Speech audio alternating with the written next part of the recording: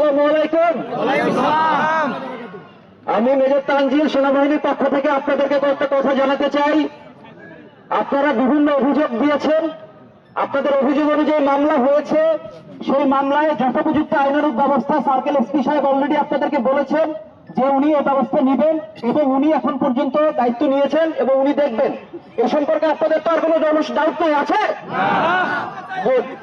সেনাবাহিনী আগামী 12 তারিখ যে নির্বাচন আছে সেই নির্বাচনে আমরা কথা দিচ্ছি। আমাদের মাননীয় সেনাবাহিনী প্রধান বলেছেন বাংলাদেশ সেনাবাহিনীর সবচেয়ে বড় সংখ্যক অফিসার সৈনিক এই নির্বাচনে দেওয়া হয়েছে। 1 লাখের থেকে বেশি জনবল মোতায়েন হয়েছে। সুতরাং আপনাদের জন্য আমি ক্লিয়ার মেসেজ দিয়ে দিতে চাই যে বারফল শহর নিরাপত্তার চাদরে ঢাকা থাকবে। বারফল শহরে একটি সৎ, সুষ্ঠু এবং সুন্দর নির্বাচন হবে, এটা সেনাবাহিনীর ওয়াদা, এটা সেনাবাহিনী করে রাখবে আপনাদেরকে।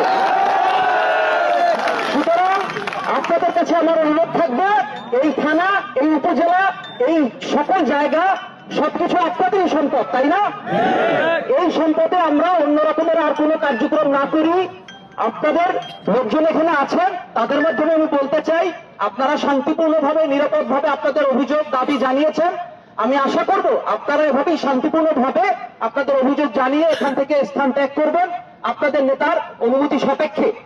এবং আপনাদের জন্য সর্বশেষ মেসেজ, সেনাবাহিনী সর্বদাই নিরপেক্ষ ছিল এবং সেনাবাহিনী সর্বদাই নিরপেক্ষ থাকবে। অভিযোগ সেনাবাহিনীকে জানাবেন, আমরা কঠোর ব্যবস্থা নিব। এবং কেউ যদি ভোট কেন্দ্রে বা ভোট কেন্দ্রে কোনো জায়গায় কোন রকমের নিরাপত্তা জনিত ঘটনা ঘটানোর চেষ্টা করেন, সেনাবাহিনী কঠোর হাতে দমন করবে। ধন্যবাদ।